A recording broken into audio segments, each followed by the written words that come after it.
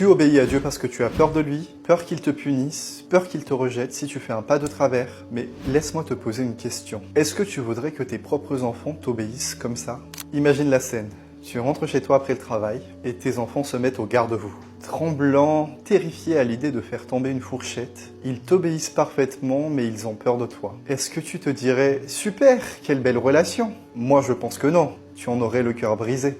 Tu te dirais « Mais je ne suis pas un tyran, je suis leur parent. » Et pourtant, c'est exactement comme ça qu'on agit avec Dieu. On se comporte comme des salariés en période d'essai qui ont peur du licenciement. Mais Paul nous le rappelle dans Galates 4, Dieu nous a donné un esprit d'adoption pour qu'on l'appelle Abba.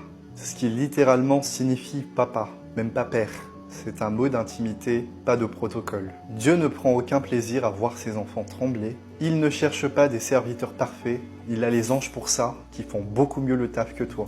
Il cherche des fils et des filles qui lui font confiance. L'obéissance n'est pas le prix à payer pour être aimé. C'est le fruit du fait d'être déjà aimé. Alors change ta façon de voir les choses. Un esclave obéit pour être accepté et un enfant obéit parce qu'il est accepté. La prochaine fois que tu dois obéir à Dieu pour quelque chose, que Dieu te pousse à renoncer à quelque chose, ne te dis pas « je dois le faire sinon il va m'en vouloir ». Il ne t'en voudra pas. Mais dis-toi plutôt « je le fais parce que mon Père sait ce qui est bien pour moi et je lui fais confiance ». L'action est la même, mais c'est le cœur qui change tout. L'un épuise et l'autre libère. Alors quand tu pries, est-ce que tu te sens plus comme un employé sous pression ou comme un enfant dans les bras de son père?